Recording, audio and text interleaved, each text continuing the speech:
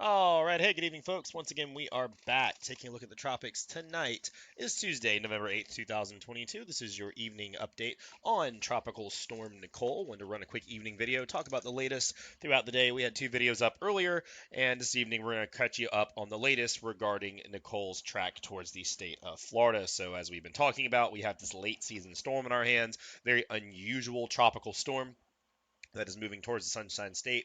Nicole's expected to make landfall sometime late Wednesday night, early Thursday morning, just about 36 hours from right now, along the south or like the central east coast of Florida, somewhere north of West Palm Beach, but south of the Space Coast, and will move up through the central part of Florida, up into northern Florida, and then recurve up the eastern seaboard Thursday, Friday, and even into the weekend, where some impacts are expected up and down the east coast. So definitely have an interesting storm on our hands tonight. This is the latest from the National Hurricane Center at 5 p.m. or 7 p.m. intermediate update. The maximum sustained winds are up to 65 miles per hour. Nicole is knocking on the door of hurricane intensity already. The storm throughout the day has intensified, probably a little bit more than was initially anticipated. Nothing earth-shatteringly stronger, but a stronger storm than maybe we were hoping for today. Hurricane watches and warnings in effect still for much of the east coast of Florida, all the way up to the Flagler County line and down to about Hollandale Beach.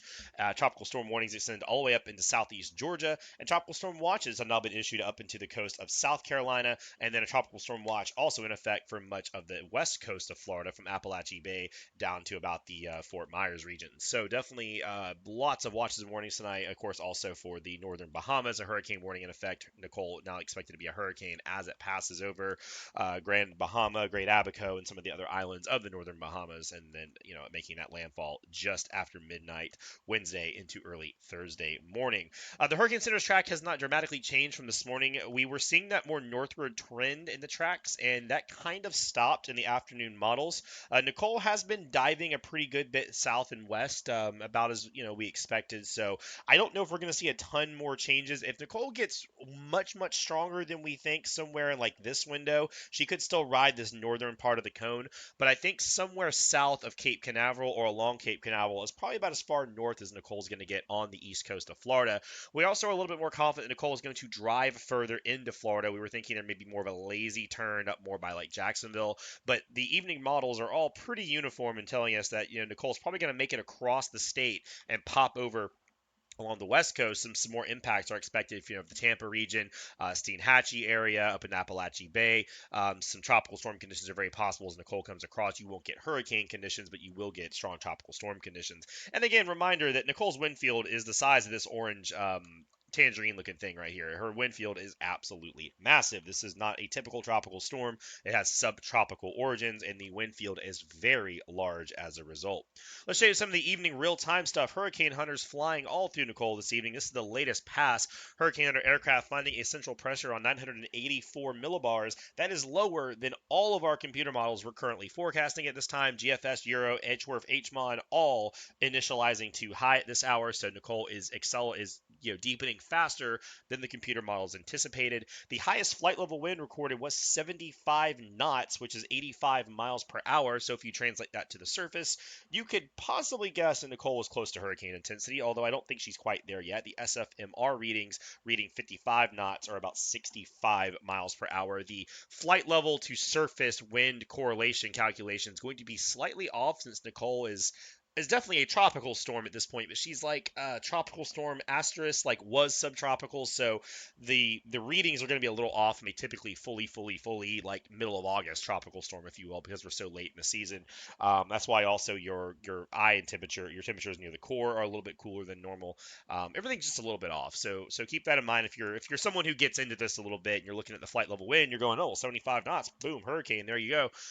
It's not quite that simple, because your readings are going to be a little bit off. And that was one little spike, so the aggregate looks more like she's close to or close to hurricane intensity. But I want to remind everybody that we have the entire day tomorrow for Nicole to intensify. We are expecting this intensity much closer to land than we were before, so the potential for Nicole to be a little stronger than what was originally forecast, which was basically a borderline Cat 1. Now we expect her to probably get decently into Cat 1.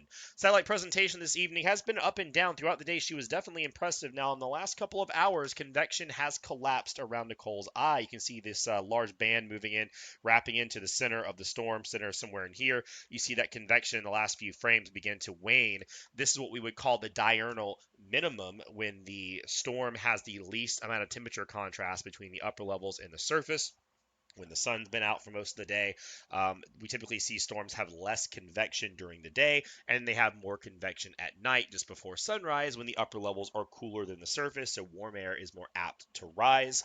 So that's why we're probably seeing this collapse in convection over the last few hours. Could also be some dry air ingesting into Nicole, but I would not be too I wouldn't read too far into this convective collapse right now, which looks a little ragged, but looked pretty good earlier today. True color satellite imagery as we go to sunset. One of the things we're watching for is that dry air slot that's being mixed out of Nicole.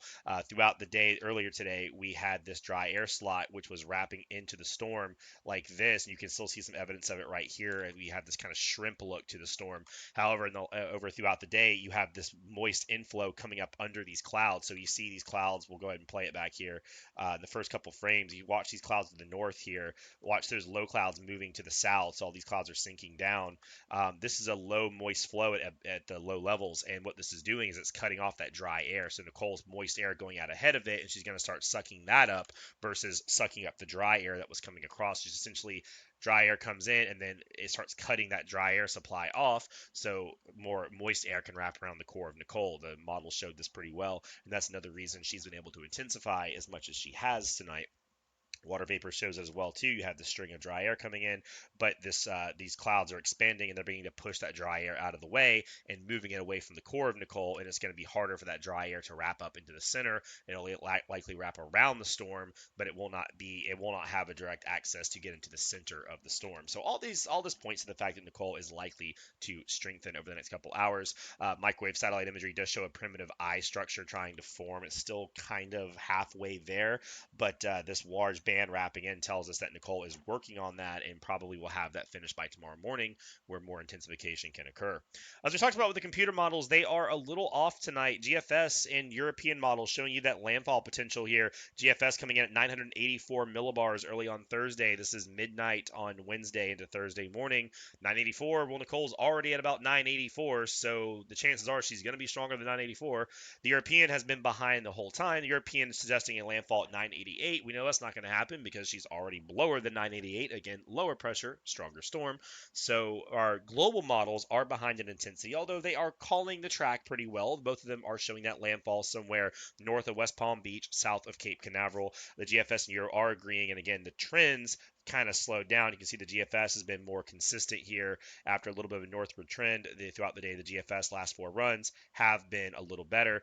Earlier today, the GFS did call more like 980, but again, the models aren't picking up really well on Nicole's intensity. It may take some time for them to pick up on that. The track is at least a bit more set, as we talked about, that theory on the track with the GFS and the Euro here, showing, driving across the state of Florida, getting out near the Big Bend of Florida, and then recurving up to the north as that big trough swings in. European shows us kind of the same thing. She moves across and then gets out to the Big Bend and then turns northward. So that looks like it's fairly decently high confidence. Again, if there are adjustments at this point, it's going to be further north, but it would take Nicole probably getting significantly stronger than we already think for her to do that. If the storm was stronger, it would want to ride that more northern part of the cone, but it doesn't look like it's going to want to do that. Hopefully, for now, we hope she doesn't get any stronger than we think, but remains to be seen. HWRF and HMOD, some of our high resolution models, these are also behind schedule. The HWRF, which normally initializes pretty well, it's at 989 for this time of night. This is right where Nicole should be at, and it is about 5 or 6 millibars off. It brings Nicole in and does deepen it down to the 970s, which would be a fairly impressive Category 1 hurricane, knocking on the door of Category 2. One of the reasons we think Nicole will get stronger as well, this is the oceanic heat content map from Colorado State University. This is where Nicole currently is. She's not over the warmest sea temperature she's going to see. Over the next about 24, 36 hours, she's going to move over water temperatures with more oceanic heat content, deeper water, not so much deeper water, but warmer water, and the depth of that water will be deeper for longer as she passes over the Gulf Stream in the Straits of Florida. This is even deeper warm water. It's a very warm current that rides up the coast of Florida, and she's going to pass over some warmer water before she makes that turn into the state, and with that, you will see a potential for more intensification over the next day or so. We also have the HMON showing us kind of the same thing. Storm comes in, landfalls around 982, 983, and has that more northerly track. So all of our intensity models, even the ones that typically are pretty intense, are a little bit behind initialization right now. So it's going to be a bit of an issue.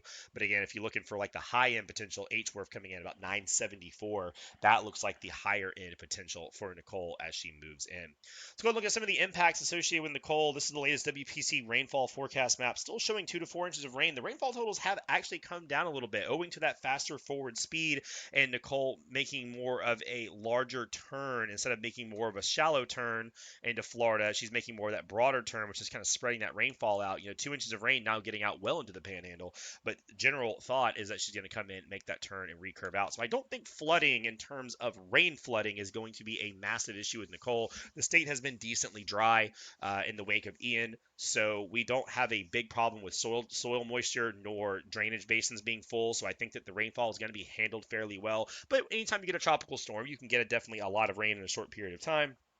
You see 2 to 4 inches on this map. Someone may get up to 8, and if that falls in a short period of time, you're still going to see some localized flooding. But I think the flooding we do see is going to be in pockets and spurts and little spats here and there.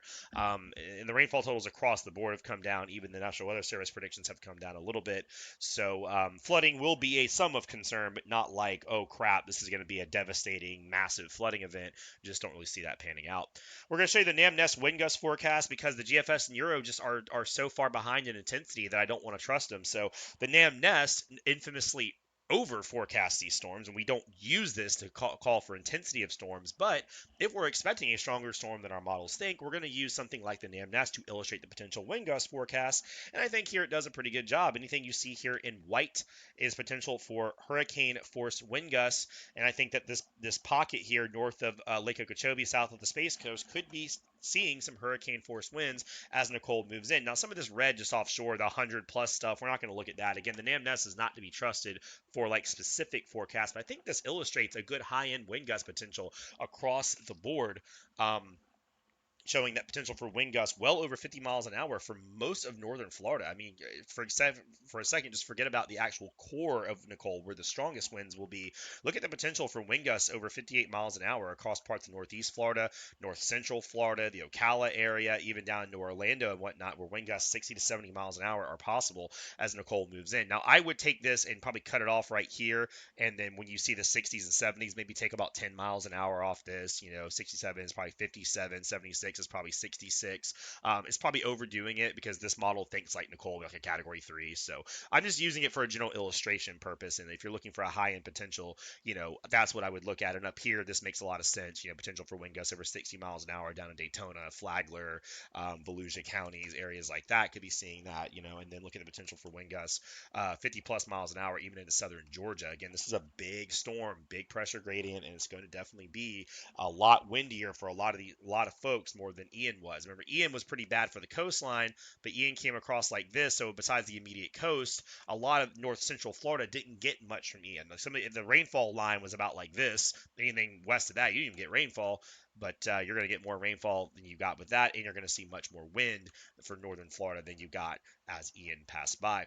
Still talking about potential for that the storm surge prediction, still 3 to 5 feet. That's probably not going to change much more. I think maybe you could see some isolated closer to 6 feet down here where the core comes ashore, but big winds, and those winds are going to be piling up water all day tomorrow, and it's going to be kind of miserable. So that's what I got for you guys this evening on the latest on Nicole. So again, a little bit ahead of schedule.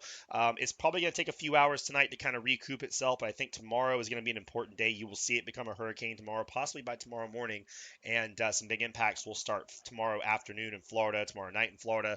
The first of Nicole's outer edge is coming on shore, and you're going to see more nor'easter-like conditions tomorrow in Florida. Things really go downhill Wednesday night as Nicole approaches, and then Thursday is kind of the real crappy day for Florida, and then she's going to move northward. And tomorrow we'll talk about the potential for impacts down the line to Carolinas, Georgia, and even up in the New England area where a prefrontal rain event is going to be taking place for much of the East Coast. You got this big old front coming in to pick up Nicole. You got a lot of tropical moisture. You got kind of late season going on. That's going to be a mess within itself. We'll talk about that and the rest of the story tomorrow. So until then, guys, I'll be up in the morning with the latest. Until then, thanks for watching and have a good one.